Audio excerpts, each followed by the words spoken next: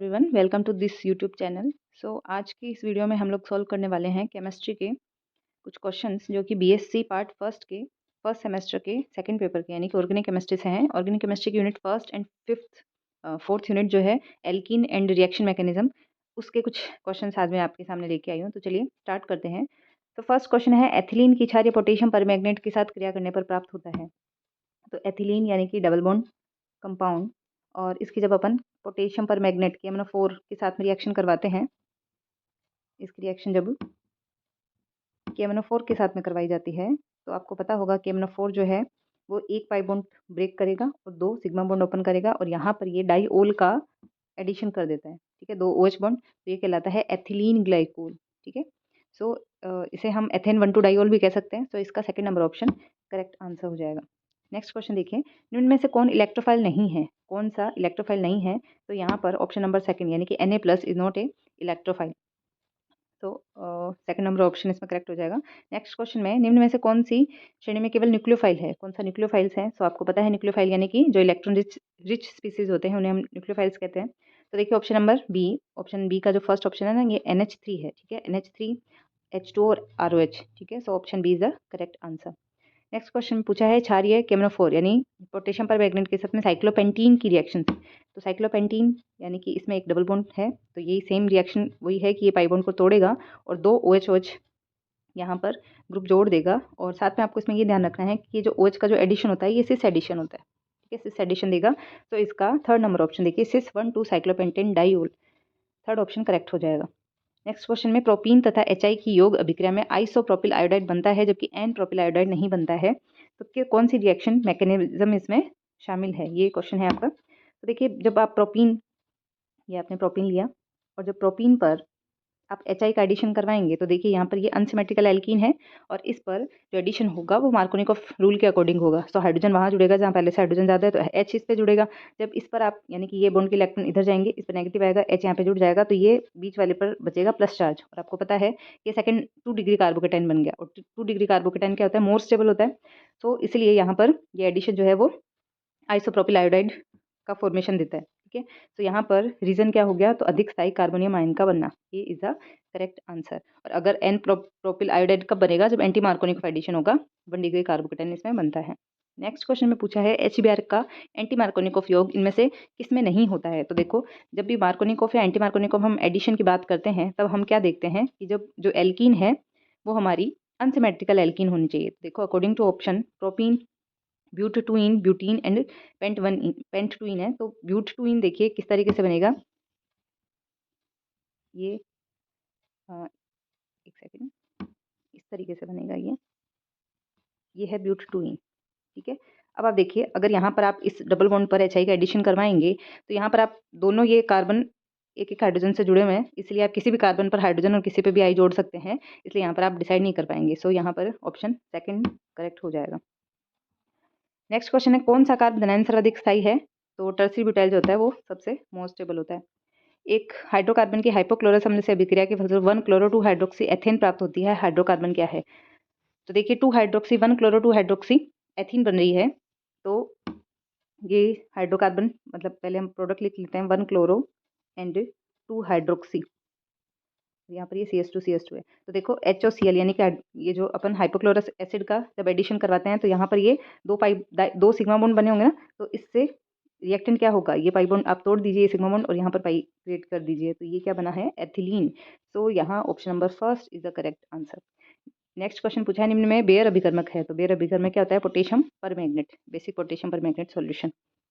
Acetone के hydrogen cyanide से अभिक्रिया के द्वारा साइनोहाइड्रीन का बनना है। तो देखिए भाई, एसीटोन एक कार्बोनाइल कंपाउंड है, और जब भी कार्बोनाइल कंपाउंड आता है तो मैंने आपको बता दिया कि न्यूक्लियोफिलिक एडिशन रिएक्शन देता है। तो जब आप इस पर HCN का एडिशन कराएंगे ना, तो यहाँ पर ये बॉन्ड इधर जाएगा, H यहाँ पर जुड़ जाएगा और CN यहाँ पर जुड़ जाएगा, तो ये न्यूक्लियोफिलिक एडिशन रिएक्शन है। So option B is the correct answer.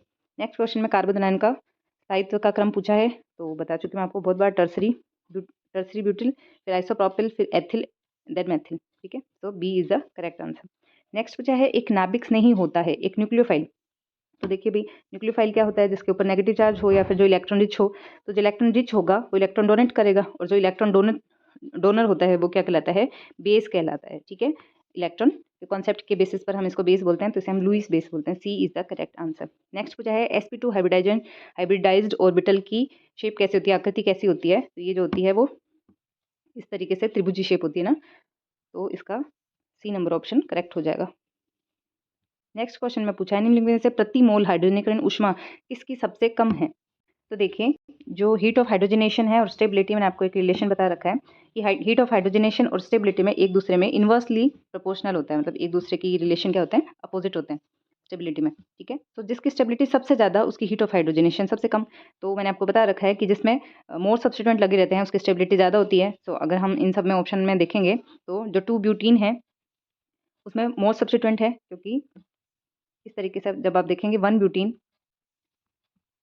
ये है 1 ब्यूटीन, तो इस 1 ब्यूटीन में इस डबल बॉन्ड पर सिर्फ एक ही कार्बन पर सब्स्टिट्यूएंट है, जबकि 2 ब्यूटीन में क्या होगा, बीच में आएगा 2 ब्यूटीन, और इस तरीके से दोनों कार्बन पर एक एक सब्स्टिट्यूएंट जुड़े रहेंगे। लेकिन फिर देखिए ऑप्शन में यहाँ पर ट्रांस और सिस 2 ऑप्शन दे रखे हैं, यहाँ पर विपक्ष और समपक्ष यानी सिस और ट्रांस दे रखे हैं। तो मैं आपको बता चुकी हूँ कि trans alkene is more stable than cis alkene. So यहाँ पर विपक्ष 2 ब्यूटीन की स्टेबिलिटी सबसे ज़्यादा है, सो इसकी हाइड्रोजनेशन जो एनर्जी होगी वो सबसे कम होगी।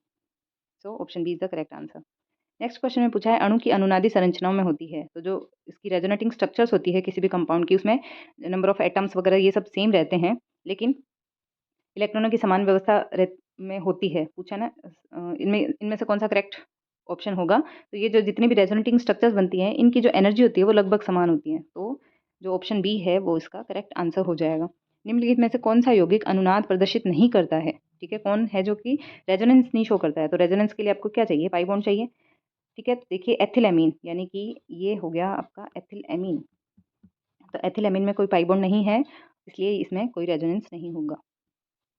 नेक्स्ट क्वेश्चन में है अजलीय एल्यूमिनियम क्लोराइड का फ्रिडल क्राफ्ट अभिक्रिया में कार्य क्या होता है?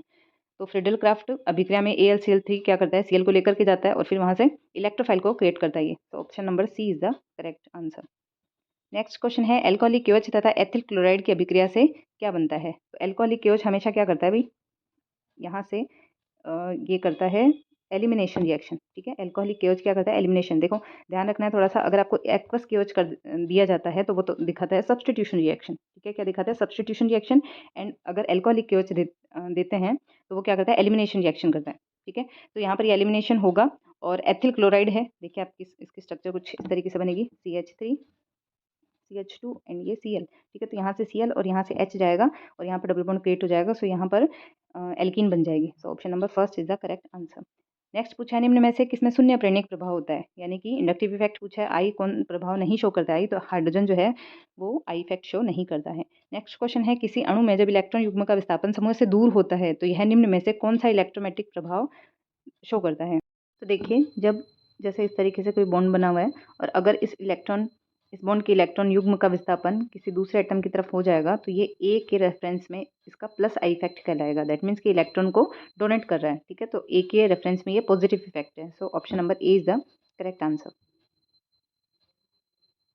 नेक्स्ट क्वेश्चन में एथिल आयोडाइड के एल्कोहलिक केओच के साथ में अभिक्रिया देगी, तो ये सेम ही क्वेश्चन है वापस। एथिल आयोडाइड यानी कि CH3 CH2 एंड ये I। ठीक है, एल्कोहलिक केओच है, क्या करेगा, यहाँ से एलिमिनेशन करेगा इसका H और इसका I, तो क्या बन जाएगा, यहाँ पे डबल बॉन्ड आ जाएगा। ठीक है, अगर फॉर्मूले फॉर्म में हम देखेंगे तो क्या हो जाएगा, C2H4। So C is the correct answer. Next question में ब्यूटेनॉल को निर्जलीकरण से 2 ब्यूटीन का मुख्य प्रतिफल बनना निम्नलिखित में से किसके अनुसार होता है? तो देखो एलिमिनेशन रिएक्शन पूछा है ये। ब्यूटेनॉल में CH2 और ये OH है। ठीक है, अब ब्यूटेनॉल में और यहाँ से OH निकलेगा, यहाँ से H, ये तो चलो फर्स्ट 1 डिग्री अल्कोहल बनाया। अगर 2 डिग्री अल्कोहल होता तो इसमें क्या होता है कि 2 ऑप्शन होते हैं।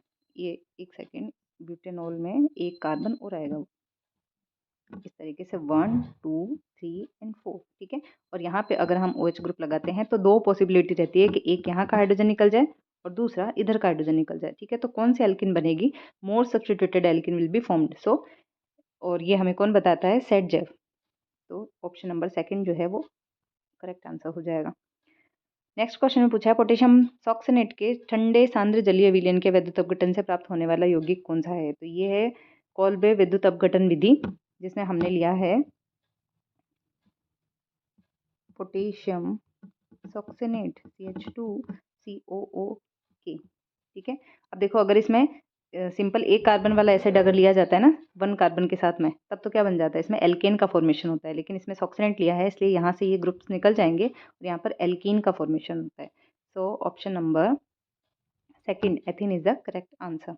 नेक्स्ट क्वेश्चन में एथिलीन जल्दी से क्या देता है, तो एथिलीन योगात्मक अभिक्रिया देता है, एल्कीन है जो एडिशन रिएक्शन देती है। गंधक का यानी सल्फर का SO2 में संकरण क्या होगा, तो SO2 इस तरीके से स्ट्रक्चर होगी, सल्फर के वायुतम कोश में 6 इलेक्ट्रॉन। तो यहाँ पर अगर हम बॉन्ड काउंट करें तो सिग्मा बॉन्ड कितने 1 एंड 2, तो 2 sigma bond and 1 lone pair, ठीक है 3, और 3 से हाइब्रिडाइजेशन होता है sp2। So C is the correct answer. Next question में पूछा है Na+2 ऑक्सीकरण अवस्था प्रदर्शित नहीं करता है क्योंकि इसके लिए, तो आप सभी को पता होगा जो सेकंड IP होती है, IE या आयनाइजेशन एनर्जी, आयनाइजेशन पोटेंशियल एक ही बात है, वो हमेशा क्या होती है ग्रेटर होती है फर्स्ट से। तो इसकी एनर्जी बहुत ज़्यादा होती है, इसलिए सेकंड इलेक्ट्रॉन को ये नहीं निकालता, क्योंकि एक इलेक्ट्रॉन निकलने के बाद में ये अक्रिय गैस विन्यास इनर्ट गैस कॉन्फ़िगरेशन ले लेता है। नेक्स्ट क्वेश्चन में है ग्लिसरॉल का गाढ़ापन निम्नलिखित गुण के कारण होता है। तो ग्लिसरॉल यानी कि ये इस तरीके से डाइऑल होगा और इसमें हाइड्रोजन बॉन्डिंग बनेगी और हाइड्रोजन बॉन्डिंग की वजह से और इसका जो है गाढ़ापन होता है, थिकनेस ज़्यादा होती है इसमें। तो option number B is the correct answer. Next question में हीरा, ग्रेफाइट तथा एसिटिलीन में कार्बन परमाणु क्रमशः निम्न संकरण अवस्था प्रदर्शित करते हैं।